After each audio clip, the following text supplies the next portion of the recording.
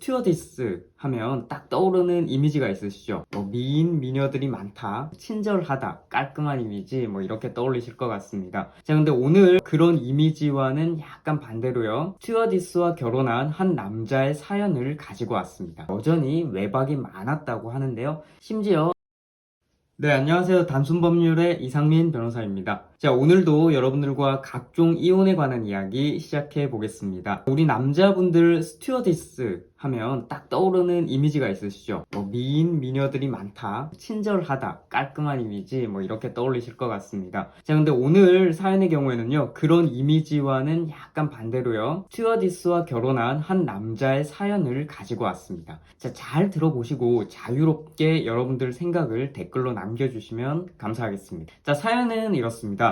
연애 3년 후에 우리는 드디어 결혼을 하게 됐습니다. 그런데 저에게 너무나 꿈만 같은 시간이었는데, 하지만 이 결혼의 경우에 서로에게 너무 큰 짐이고, 그리고 이 사연자분께는 너무나 지옥 같은 하루의 연속이었다고 합니다. 이 사연자분의 아내는 누구나 호감을 가질 만한 외모였다고 하고요. 직업적으로도 인기가 많은 승무원이라고 합니다. 자, 결혼 후에도 아내는 당연히 일을 하고 싶어 했고 때문에 여전히 외박이 많았다고 하는데요. 심지어 이 아내분의 경우에는 외국으로 나가는 날이 더 많았다고 합니다. 코로나로 인해서 비행이 없었던 날들이 많았지만 근데 신뢰가 깨지기 시작한 건 오히려 그때부터였다고 합니다. SNS를 통해서 다른 이성과 연락을 하고 있었고 때로는 만나서 커피도 마시고 막 그랬다고 하네요.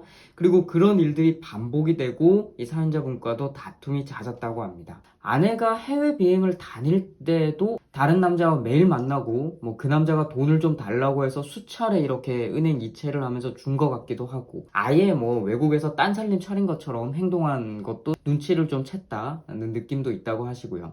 자, 너무 큰 배신감에 결국에는 사연자분 입에서 먼저 이혼하자라는 말을 했고 이제는 최대한 법적으로 이기는 싸움을 하고 싶다고 하십니다. 자, 이런 사연이었는데요. 자, 우선 우리 남편분, 그러니까 사연자분께서 너무 큰 상심이 있을 거라고 당연히 생각합니다.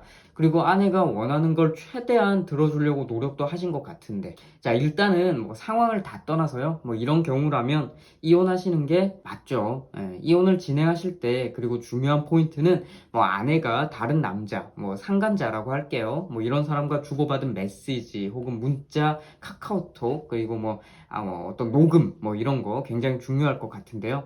자, 승무원이라는 직업을 가진 모든 여성들이 다 그런 거는 절대 아닙니다. 그런데 아무래도 해외를 자주 가는 일이 많고 신혼 때부터 부부가 함께 있는 시간이 조금 적다 보니까 뭐 이렇게 한두 가지 의심이 생기면 믿음이 좀 깨져버리는 그런 상황들이 많은 것 같습니다. 자, 사연자분의 경우에 현재까지 들은 정보만으로 보면요.